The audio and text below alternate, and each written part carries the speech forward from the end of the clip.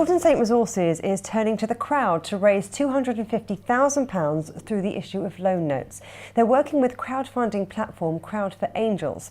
Well, Golden Saint Chief Executive Cyril D'Silva is on the line now. Hello there. Now, look, why crowdfunding? Is it a way of giving retail investors more of a look in? Yes, I think crowdfunding opens the funding opportunities out to a bigger market rather than a small placing just to brokers, and it gives a lot more people chances to participate. So that would change your investor profile, if you like. But tell me how it's going to work. Well, crowdfunding, this deal that we have is pretty simple. We pay 8% per annum for a total of 18 months. Those you have the option of following the company, and if you think the company is making good progress, there are points which are 6 months, 12 months, and 18 months for you to convert into shares. And if you don't want it, you can take your money back with your interest at the end of the term. Now, I see how this makes sense for you because it's cheaper for you to crowdfund than going to market to fundraise, but it's riskier for investors. I mean, the Financial Conduct Authority, which regulates the burgeoning crowdfunding sector, recently issued the warning to investors that it's very likely you will lose all your money in equity crowdfunding. How would you reassure investors that they won't lose money investing in Golden Saint? I think we're a little bit different. Most crowdfunding is done for startups, which are pretty new. Most of them are listed. We have been listed for 2 years now, 2.5 years. We're already starting to find diamonds.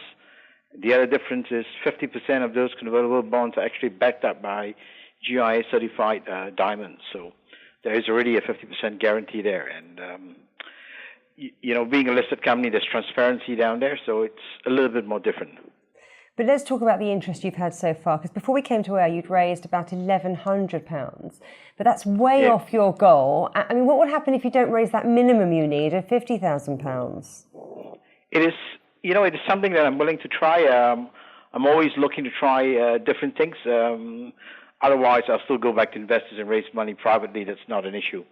But this gives everyone a chance to participate. And if it works well, I think it's a model that we can use going forward. So am I worried if I don't raise it? The answer is no. Just remind me of the time frame. When do you need to raise that minimum £50,000, obviously with the ultimate goal of £250,000? Yeah, that's within the whole period of 90 days. We have to hit the minimum. Okay, so you've got 90 days, but you're not worried if it doesn't happen, you've got other ways that you can raise money. That's right. Now, you've said previously this is for working capital. So without this cash, will you have to let staff go or rethink the strategy? No, this $250,000 for a mining company is a small amount. So it is not something that can last you for 2 or 3 years. It's a couple of months, and from where we're going, and we've got other things that we are planning at the moment. So it is just enough for us to get us to the next step and go from there. So it's a decent way of doing it without hurting the price too much.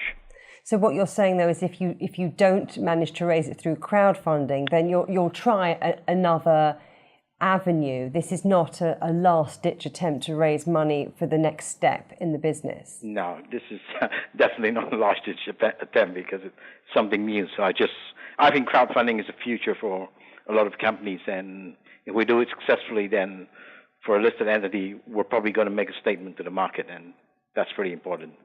Well, there are 90 days to raise the funds. You've got £1,100 there so far, so a bit of a way to go to the minimum of £50,000. Well, good luck with your crowdfunding.